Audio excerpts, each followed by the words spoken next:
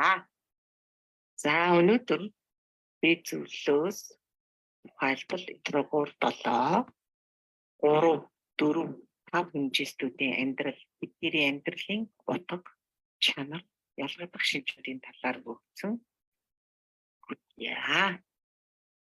За 3 хэмжээст гэдэгт манай гаригийг оруулахгүйгээр одоо манай гаригаас бусад гаригт яаж амьдрал өрнөдөг вэ гэдэг тухай хэлэхэд тухайн гаригийн бүтэц ямар байгаагаас шалтгаалж амьдрал нь арай өөр өрнөж байдаг байна. Бид бол өөрсдөө манай гаригийн амьдрал яаж өрнөж байгааг мэдж байгаа шүү дээ. Гэхдээ 3 хэмжээстийн нийтлэг чанар нь ерөнхийдөө адил байдаг. Жишээ нь манай гаригтай ижилхэн хүчил дөрөвч давмгайлсан бүтцтэй гэж бодвол манай гариг гадна хавдах талаасаа хөх цэнхэр өнгөтэй байдаг бол ижил төстэй гаригуд гадна талаасаа цайвар ногооноос цайвар цагаан өнгө хүртэл хавддаг байна. Харин дотор талдаа байгаль ус байхгүй. Энэ бол өөр асуудал. Физик биетүүдийнх нь дийн гэрэлтэх бүтц нь арай өөр байдаг ба хүнслэг зарчим нь манайхтай бараг л ижил төстэй байдаг. Гэтэ махны хувьд хүнслэх зориултын бүтээгдэхүүн ухамсаргүй амьтад болон бэрхшээлтэд үйлдвэрийн технологийн аргаар бүтээсэн махыг хэрэглэдэг. Техникийн хувьд болохоор байгаль орчин тойрондоо хор нөлөөгүй ердөөсөө орчин тойрон байглаа хор нөлөө устгахгүйгээр тусгай заагдсан ийм замуудаар трафикаар хөдөлгөөн хийгддэг тийм техникүүдийг ашигладаг байна. Ийм эмчилгээ ургамал сүнс ургамал нь ургамлыг физик бие эмчлэх хамгаалахад эхэлж хэрэгэлдэг. За сүнсний оролцоогүйгээр физик бие өөрийгөө ямар нэг халдвар өвчнөөс хамгаалах үүрэгтэй байдаг байна. Тийм болохоор тэр байгаль дээр байгаа ургамлуудыг хэрэгжилж бие эмчдэг байна. Үрчмээр өөрсдийгөө хангадаг.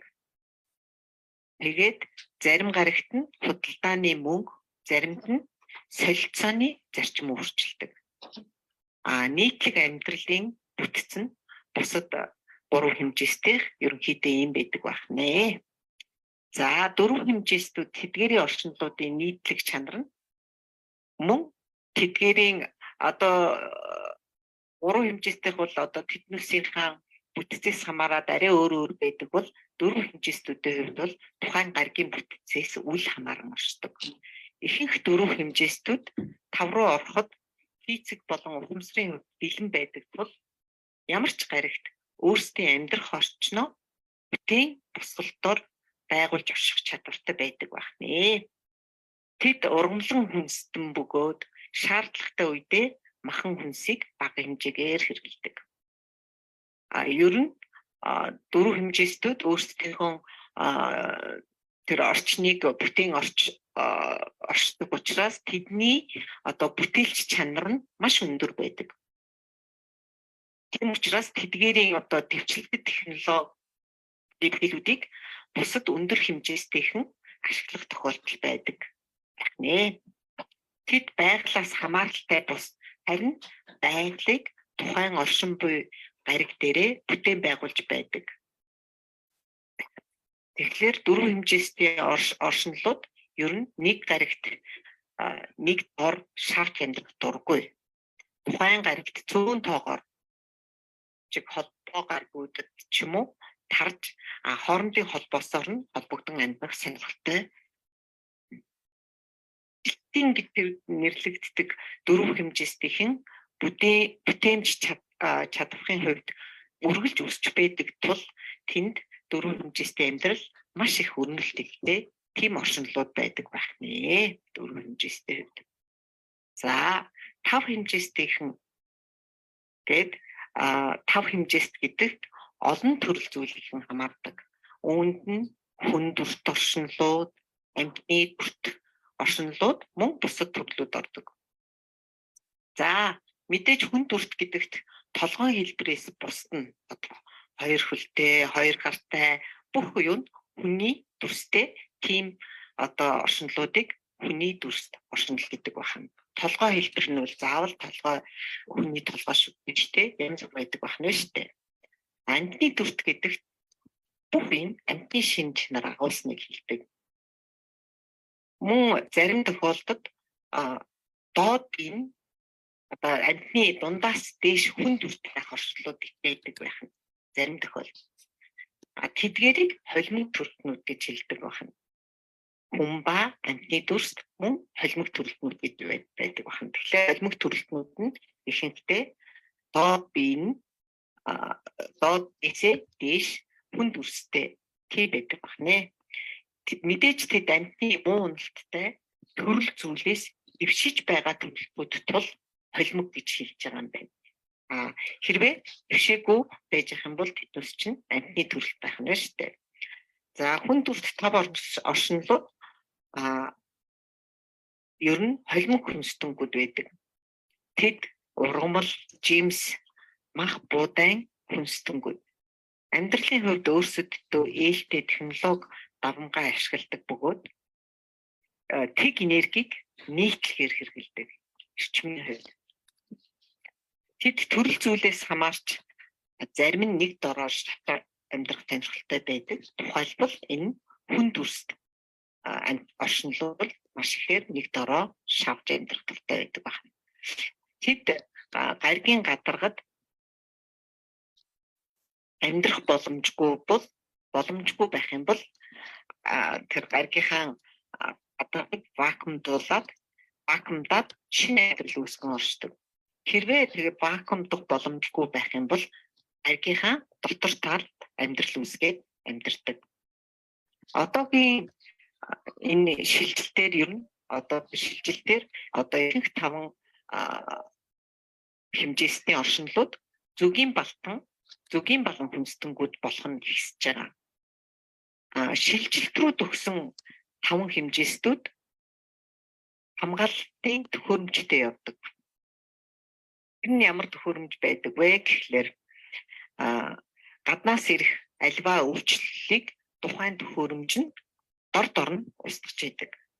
Харин 5 руу шилжих болоогүй 5 хэмжээстүүд нь одоо тэднээс нь болохоор эмчилгээний орон дээр өөрсдийгөө эмчилдэг.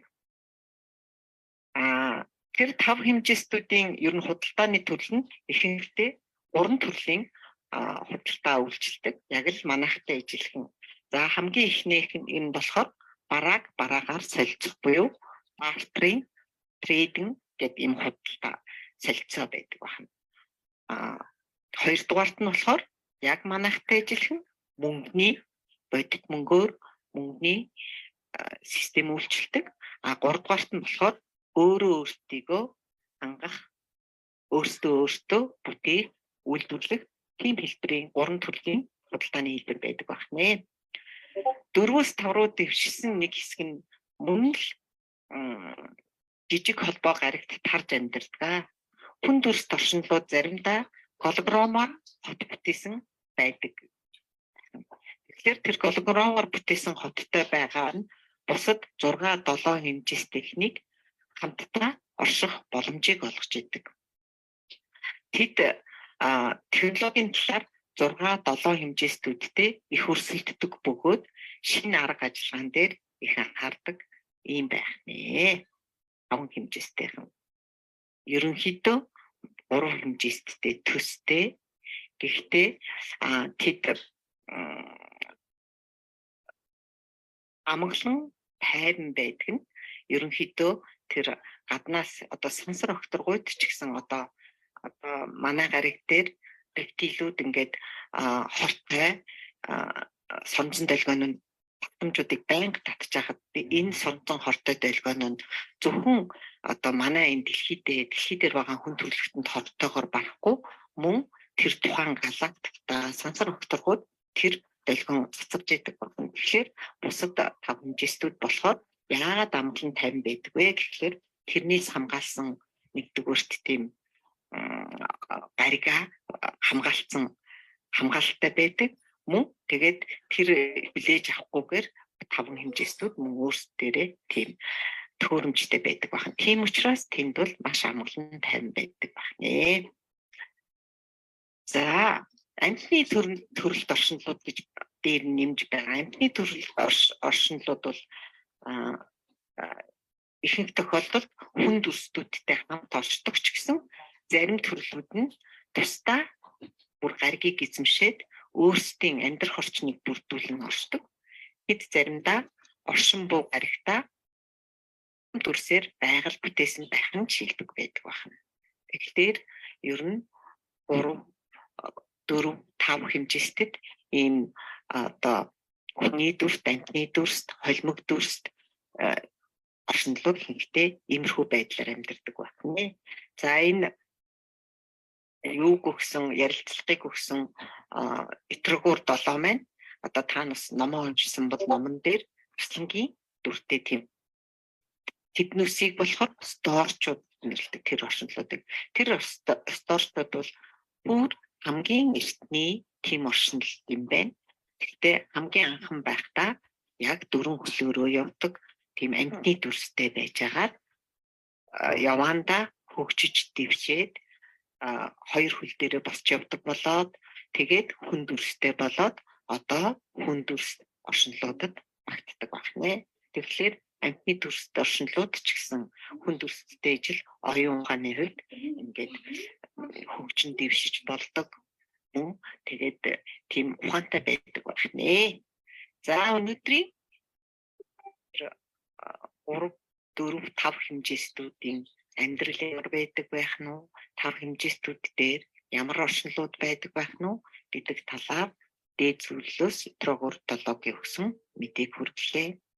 Анус мөн сонирхож байгаа бол нөгөө Сваругийн өгсөн мэдээлэл байдаг шүү дээ. Тэр нь YouTube-ээр үзэж сонсохоор байж болдог. Тэрвээ мөн ойлгохгүй байлаа ч гэсэн текст нөгөөгдсөн байдаг. Тэр текстэн дээр 109, 110 тэр хавийн сэдвүүд нь болохоор 5 хэмжээст оршинлуудыг ер нь ямар дүртэй ямар оршинлууд байдаг талаар мэдээлэл өргөн өгсөн байгаа. Та нар ойлгохыг мэдье гэж хүсэх юм бол одоо Google Translate дээр орчуулад утгыг ойлгоод сонирхвол дэлгэрүүлэн уншиж болно. За баярлалаа та бүхэндээ. За тэгээд асуух юм байвал багш нар нь чадах чинээгээр хариулцгаая.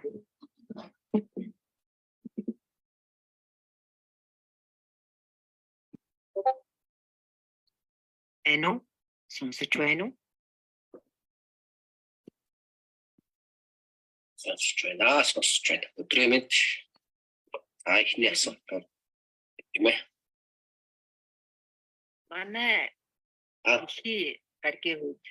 Манай дэлхийн гаригийн хувьд сонирхол дэлхийд дутуу үлдээсэн юм аа. Бусад 3 хэмжээстэй хувьд технологийн хэрэгжилж байгаа техникүүдийн хувьд хамгийн 3 хэмжээстүүд дундаа хамгийн доод түвшинд оршдог байх нь.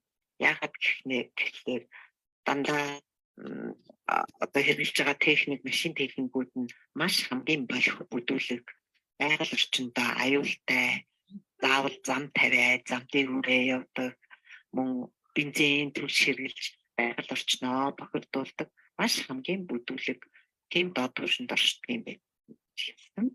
Бусад юу болохоор байгаль орчиндөө ээлтэй, тийм тэнтэй тэг энергийг ирчиж учраас манайх шиг юм байдгүй юм байна лээ гэж сонирхолж хэлсэн шүү.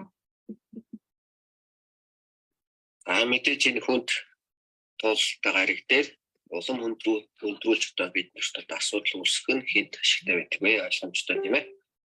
За бид нүрийг нөгөө боолчилж дуртай рефтэлүүд буюу мөн хөвгөлтөд энэ маань ашигтай байдаг. Тэгэхээр энэ байдлыг удаанаар хадгалах хэрэгтэй байдаг.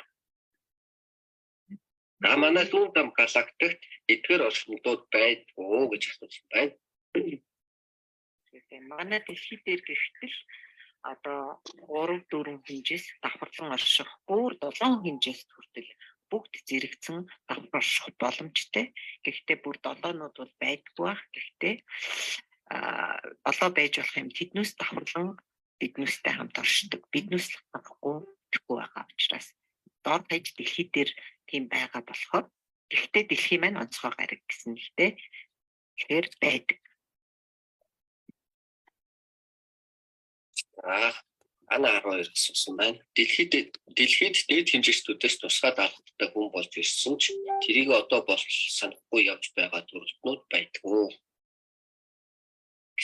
Бүгдөө санахгүй явж шээ. Биднээсийг санахгүй явж байгаа нь нэгдүгээрт бол биднээсийн бас буруу биш. Яагаад биднээсийг санахгүй, сэрээхгүй, ухамсар сүнсээ сэрээгээд ухамсар сүнстэйгээ холбогдчих юм бол бид яах гэж ямар зорилгоо ухаарах боломжтой тийм байхад бидийг албаар санахгүй сэрээхгүй тул цаанаасаа тусгай хөтөлбөрөөр зохион байгуулалттайгаар нас хүрсэн хамгийн наазах нь бэлгийн мэдээлэл нийтгүүн тул одоо фотошоо хэрэглүүлээд бэлгийн мэдээлэл оргоцоо болчиххайг бүр хожуулаад тэмцэлэн маш их. Тэгэхээр тэрийгээ санаж мэдээгүй тийм оршинлууд хүмүүс маш их байгаа. Өмнөх ярьцлагууд энэ талаар бас ярилцсан тийм ээ. За бид нар дэлхий дээр ихтэй сүнсний хөтөлбөрөө одоо нэгсэндээ гэрээ хийж ирдэг. За энэ гэрээн дээр за ухамсараар сүнсээ за хэдэн хувь тулах вэ гэдэгтэр өөрснөө гэрээ хийж ирдэг учраас бид нар хагас зарим нь бол 5% ухамсараас нэлттэй ч юм уу тийм ээ. За ер нь бол ихэнх нь бол мэдээлэл март ийм мартаж байгаа тултай их юм гэрээтэй ирдэг. За каа болсон байна. Дэлхий маань юугаар онцгой байдаг вэ гэсэн байна.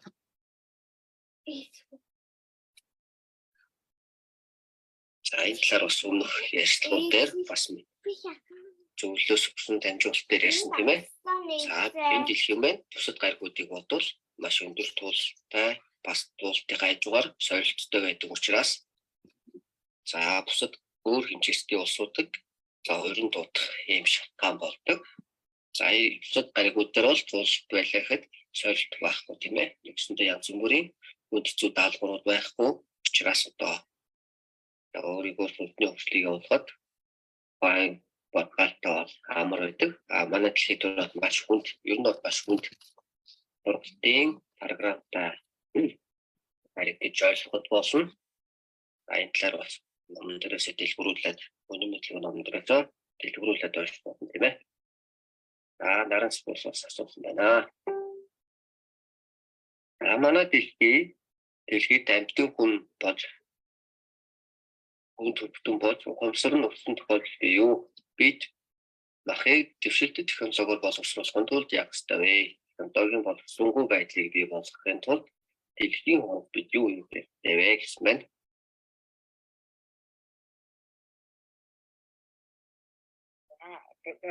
Тэр боловсруулсан технологиг хөгжүүлэхийг чинь цаанаасаа биднээсийг 5 хэмжээстэд шилжүүлэхгүй тул энэ 3 хэмжээстэд барьж байгаа харах хүчнийг ялгаад дэлхийн минь анхнаасаа 5 хэмжээтэй дэлхийгээ энэ дэлхийн гариг дээр хоригдож байгаа бүх сүнснүүдийг суулж бүгдөө гэрэлтэн дэлхийгээ аврах нь хамгийн нэгдүгээр зорилго. Тэгчвэж тэр кабалууд буюу рептилүүдийг одоо энэ дэлхийгээс явуулж өөрсдийнх нь өөр 3 хэмжээтэй байр руу явуулж байж биднээсийн шанс нь хөгжих асуудлын тухай байна гэж бодож байна.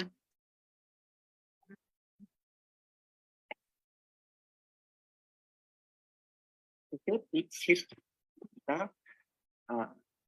гэрлийн ажилчин бол бусад бүхэн төлөвлөлтнөө цэрээгээд ингээд дэлхийгээ аврах нь хамгийн нэгдүгээр зорилго болно. Тэгжээж 5 хэмжээс рүү шилжчихэж бусад одоо энэ сайхан бичигдсэн юмнуудыг цааш нь хийх боломжтой болж ирж байгаа.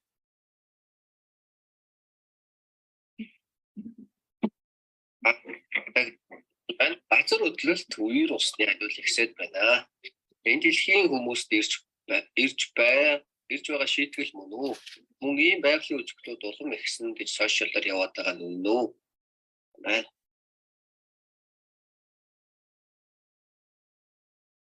За энэ мэдээллийг сонссон хүмүүс маань анх удаа орж ирж сонсож байна уу?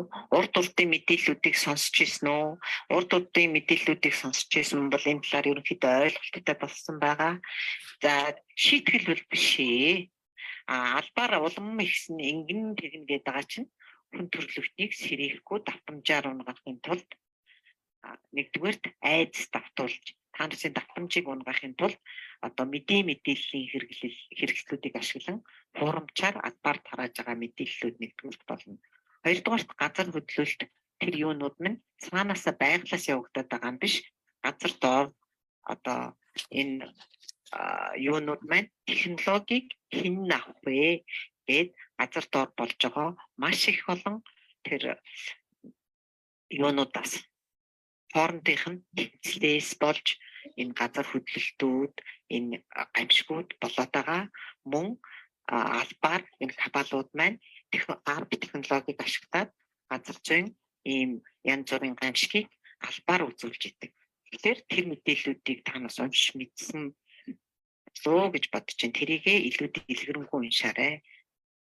Дараагийн асуулт нь юу вэ?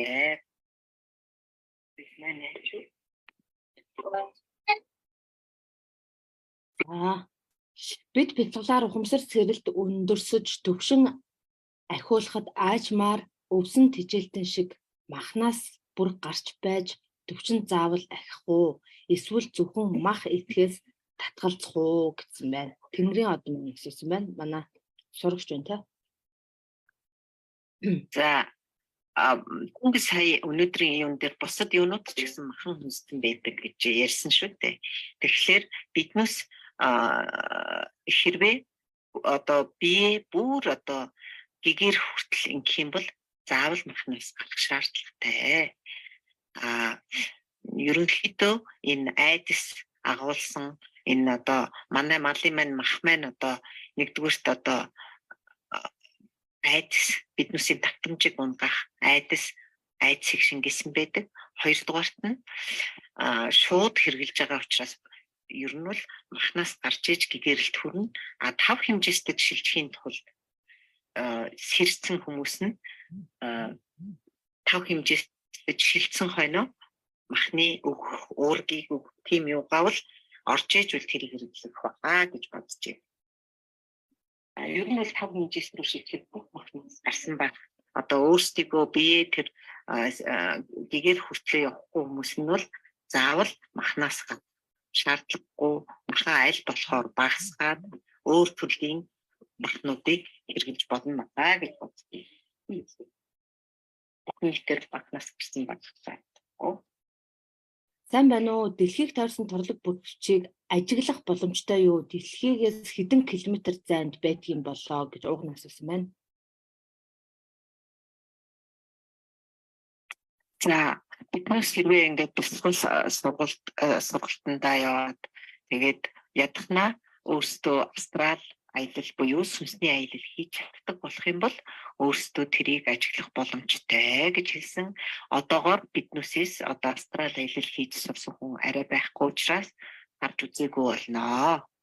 Ер нь бол тэгээд явах юм бол хүн болгон гарах боломжтой. Ерөнхийдөө энэ талаар мэдээллүүд байдгийг бол танаас мөн уншиж судалж үнцгэрүүлж судалж уншиж болно шүү дээ. Тэгээд ер нь бол сарнаас бол тэр матриксыг гэрлийг гаргаж байгаа тий. За дараагийнх нь К13 асуусан байна. Этрогуруудын туулалт хийсэн туршлага тухай ном хэдийгээр гарах вэ гэж байна. За гарах төхүүлэхээрээ постууд орно. Залзаа асуусан байна. Шавжнууд сүнстэй юу? Моднууд дотор сүрэг энергитэй мод гэж байгаа юу гинэ? Айгал мод өдөрөө дөрөв хэмжээст учраас байхгүй. За. За 53.1 гарах. Би одоо онлайн хичээл тавьж та.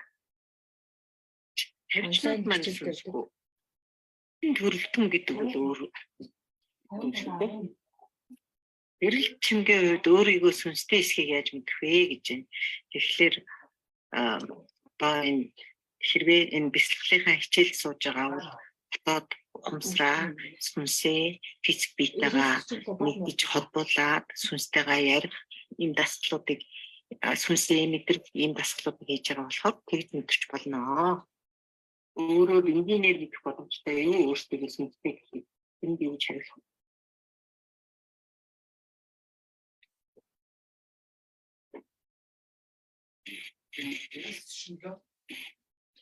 За тэгэхээр 7-гийн хувьд хариулж байгаа яг минийх дээжилхэн байна. Мэдрэмж чадвар хөгжсөн тохиолдолд мэдэх боломжтой. Тэгэхээр хөгжүүлэхийн тулд биднээс энэ бяцлаглалын хичээл сууж байгаа зүйл боломжтой болох нэ.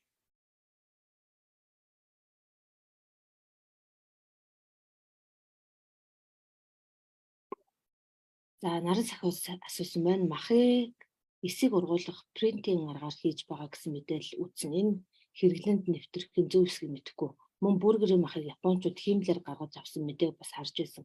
Эдгээрийн талаар зөв буруу эсгийг гэдэг өгөөч гэсэн. Энийг бол судлах хэрэгтэй байна. Одоо хиймлэр ч гэсэн өндөг хийгээд идэг. Тэр нь яг биднээс өөрсдөө үл тэрийг яг шинжилээд энэ биеинд хоргүй юм, тийм юм гэж ерөнхийдөө мэдэх чадваргүй. Тийм учраас тэрийг бас муу этрогурууд бол өөрсдөө судалж иж мэдээлэл өгөх бах. Энэ талаар судалсан байдаг бол Свароги мэдээлэлээр байж болох юм. Ерөнхийдөө кабалууд тэрийг хийлгэж байгаа бол ер нь л хүний биеинд ашигтай байхаасаа илүү ашиггүй, хортой мөн биднээсээ 3 хэмжээстэй барих тийм л юмнууд хийж үйлдвэрлэж байгаа байхаа. Химийн аргаар хортой юмыг л үйлдвэрлэж байгаа байх гэж бодож байна.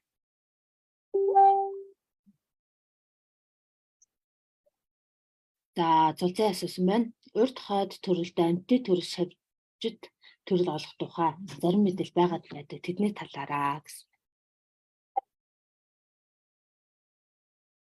Тэр тухайн ухамсарт сүнс өөрөө яаж сонгоосгаад зүгээр би жишээ татахад манай этрогур 6 маань бүр хэмжээст 2-тоос бүр өвснөөс эхлээд тэгээд хөгжөөд амтны төрөл дамжаад тэгээд явсан байдаг. Мөн танаас гэрлийн өргөөний зөв 5 подкастыг сонсдог бол одоо подкаст хийх ярьдаг цагаан овоо маань хүртэл мөн эсээс эхлээд өөрийнхөө амьдралыг эхэлсэн байдаг шүү дээ. Тэгэхээр тухайн ухамсар сүнс яаж сонгож авахаас эхлээд тэгж ухамсараа хөгжүүлэхэд байж болно. Золтой өргөжлүүлж ирсэн байна. Тэнгэрийн тамгатай хүн гэж хэнийг хэлэх вэ гэсэн байна.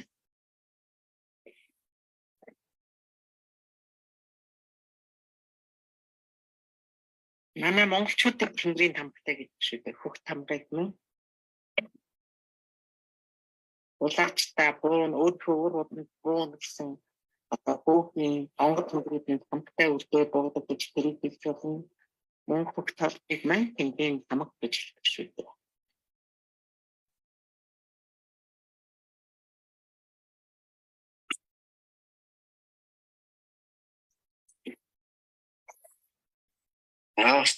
Зүйлс өгсдөл дотор монголчуудын талаар бас ярьж орж ирдэг тийм ээ. Одоо жишээ нь монголчууд бол жирийн хүмүүсийг бодвол өөр хүмүүсээ гэж тийм ээ. За юугаар илүү өөр вэ гэдэг өмнөх ярьцлагуудаас та бүхэн бас ташаад Discord бүлгийн бас дотор биш үү гэж аваад сонсноо. Ер нь бол Монгол үндэстэн байна. Танаас номоо уншсан мөн үнэн мэдлэг номоо уншсан бол бүх бүтээгдэхүүнүүд анхан хамгийн анхны хөлс бүтээлтэй үүсмэл мөн бүтээгдэхүүн гэж байдаг. Тэгэхээр Монгол үндэстэнгүүд нь болохоор маш олон өндөр хэмжээстийн оршинлуудын одоо генээс авч үүсмэлээс бүтээгдсэн бүтээгдэхүүн үндэстэн. энэ рептилүүд буюу энэ хар талын технологиг одоо өсгөж тогтохын тулд Монгол үндэснийг бүтээсэн гэж тэгж ярьж ирсэн. Тэрийг нь Тэнгэрийн тамга гэж хэлж байгаа болов. Энийг бол би холбож ойлгохдоо цагаан аваагийн буюу гэрлийн өргөний судруудыг маш их уншдаг. Тэрэн дээр бол анхан маань манай 7 утга тэнгэртэй буюу одоо этрогуудын хэлснээр Төв галактикийн зөвлөлттэй гэрээ хийснээр бүгдөө одоо мөнхийн гэрээ хийгээд бүх тамгатай болоод өөрсдийнхөө мэдсэн сурсан энэ бүх зүйлээ үр хойчтой бууж буу хэлбэрээр мэдлэгээ дамжуулж авахын тулд бүгдөө тамгатай болсон. Тэрний хооронд ертөнцийн зам буюу одоо орчлон ертөнцийн хуулийг ойлгоцсон дэлхийг хамгаалах үүргийг хүлээсэн үүнийхээ хариуд өөрсдөө сурсан мэдснээ бууж альдчих юм гэрээ хийсэн гэж ярьдаг. Үүнтэй холбож ойлгоод тэгэхээр энийг мань Тэнгэрийн тамгатай гэж хэлж байгаа болов гэж бодож байна.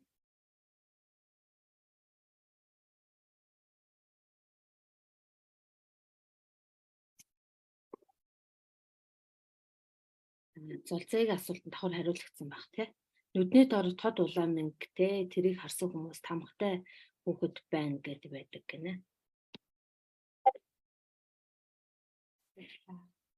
Тэр бол өстэй тухайн одоо танай отог удам сударч нь өөрийнхөө үрийг хамгаалж үлдээхдээ таана нь ямар тэмдэг одоо зүгээр адгийн наадсан манай зан үйл дээр ас барсан нэг эргээд манай гэртээ төрөөрөө гэд сүүгээр тухай газар нь мэнг тавьдаг гэж ярьдаг шүү дээ. Тэгэхээр онгод тэнгэрийн үед бас тамгалсан үрээ яаж тамгалах нь өөр байдаг болоо гэж бодож байна. Лайв доор нэг юу ирсэн асуулт ирсэн байна. Тамгагүй хүүхэд төрсөн байгааг хараад би маш их дагсан. Энэ ямар учиртай юм болоо гэсэн байна. Монгол хөнгөлчүүд эртнээс одоо өөрсдийнхөө манай өвөг дээдс маань ийм бүтээгдэхүүн генийн одоо олон гений харилцаа гэдгийг мэддэг байсан учраас болов хамгийн тийм 5 тусгаар тогтнол нь нэгдүгээрт нь цусны тусгаар тогтнол эмэгтэйчүүдийн хөгжлийг маш өндөрт тавьж эмэгтэй хүний хөгжлөөр тус орны хөгжлийг тодорхойлдог гэдэг шиг цусны тусгаар тогтнолыг бол маш сайн хамгаалж ирсэн учраас өдөө болт Монгол үндэстэн маань ингээд оршин тогтноод ирсэн байдаг байна. Тэгэхээр цус холдох юм бол угаасаа хөх толгод маань чалга болно. Тэгээд ерөнхийдөө нөгөө өндөр генийн хөгжил тэр тусгай одоо хөх толгодын бүрт байдаг онцгой чадвар маань устж үгүй болно гэж дээд зүглээс хэлж ирсэн. Тийм л учиртай.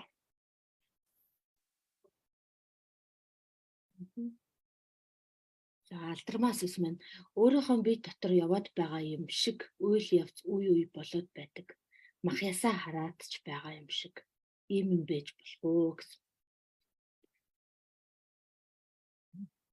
За бяцлаглалын явцд болно. Тэгээд үнэн мэдлэг номон дээр маань сүнс гэж юу юм, физик бие гэж юу юм, ухамсар гэж юу юм, энерги гэж юу юм гэдэг бүх юмыг тус тусдан тайлбарлаад хэрхэн нэгдэн ойлгох вэ гэдэг тухай бүх төр байгаа.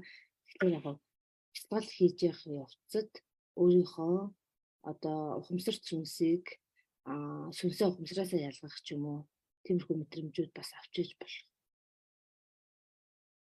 шүү.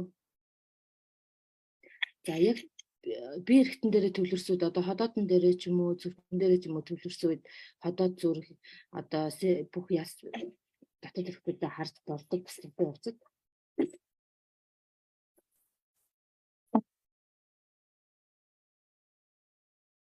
гэрлийн өргөний судруудыг хаанаас олж унших вэ гэсэн байна.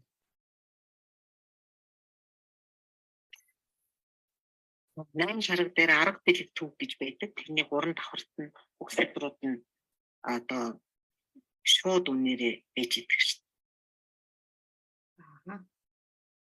За гэрэл болд үнэн мэдлэгийн төлөө зорж байгаа бид өвгдөө харсан даасан тэнгэрүүдээрээ яаж дэмжүүлэх вэ гэсэн.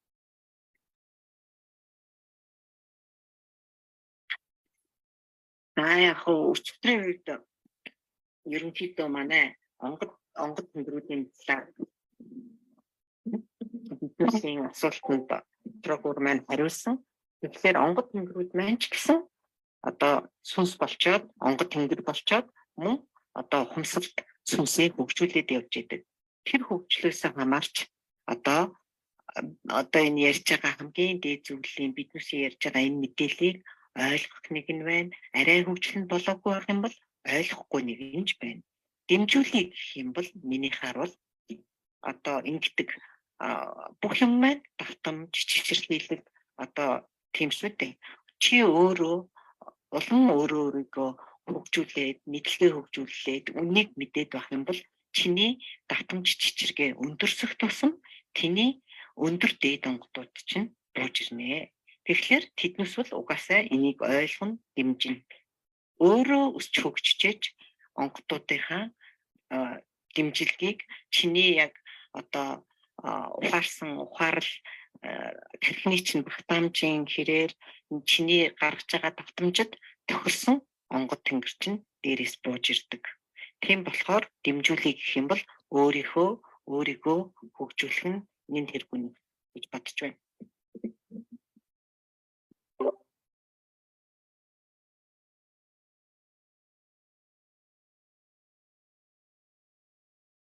За оюука асуусан байна. 16 настай хүүхэд аура онцлогоонд орсон байна.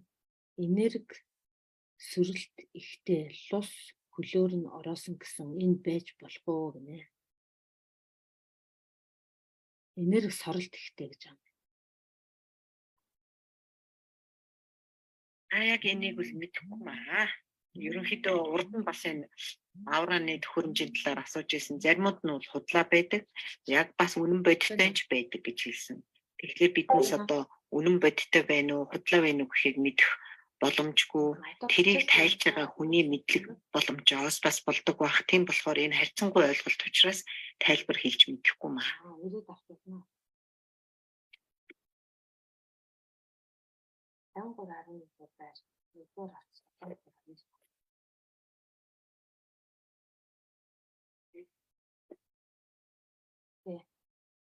Одоо ингээд бүхэн маань өөр асуух асуулт байхгүй 12 дугаар өнөөдрийнхөө ярилцлагыг өндөрлөё. За энд хин хичээлүүд гэж байдгүй хоод хэлээс хатгуулж зохицсон байна. Тийм учраас ерөнхийдөө хичээлийн дутагдал ер нь бол өөрөө ер нь гэгэрлийн хамгийн дээд төлөв хүртэл явъя гэх юм бол заавал махнаас гарах хэрэггүй. Яагаад гэвэл махны нөхөн хүний биед өгдөг үүргийг ямар ч ургамлын ямар ч югаар боломжгүй учраас махнаас авал гарах хэрэггүй гэж үздэг. Тэр өөрсдөө тэр төвшөнд аваач гэж байгаа хүмүүс бол тийм дутагдaltaд орно. Тэрийг ер нь ихэнхдээ дээд зөвлөлөөс бол байгаль дээр байгаа жимсгнээсээ витаминаар тэрийг л нөхөх боломжтой гэж хэлж ирсэн.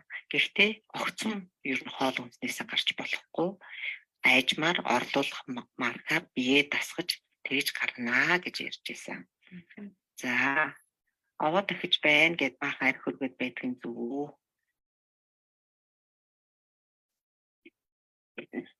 Харин одоо биднээс мэдрэмжгүй ерөнхийдөө миний мэдж байгаагаар сүулдэ ингээд одоо биднээс нилээ хэдэн одоо аваа байрлагч маань байгаад ингээд яаж яхад одоо зарим савдгууд миний мэдж байгаа сүүлийн 2-3 дээр бол хөдөө гадаар явхад бол савдгууд бол арх өргүүлдэг юм бэлээ. Одоо бүгд тийм биш, зарим нэг нь өөр байдаг байж болох юм. Тийм болохоор бол өстэй итгэхгүй байна. Сайтнаас мөн хөдөөгөр явж юу яхад ерөнхийдөө зүгээр удаа тарай гэдэг одоо байгальда тийм юм өргөжсөнөөс ер нь бол арх өргөж байгаагүй. За бүгдөөнд нь баярлалаа. Энэ өдрийнхөө ярилцлагыг ингээд тусгая. Дараагийн 5 дахь өдөр бол ярилцлага байхгүй байх. Би ингээд одоо ер нь хөдөө явчих гэж байгаа учраас хэрвээ ярилцлага гарах юм бол ингээд нөгөө нийтийн сувгуудаар Discord-ныхаа зардал дээр үнэн мэдлэг гаргийнхны бүлэг дээрээ зарлалуудаа тавина. За бүгдээрэнд нь баярлалаа. За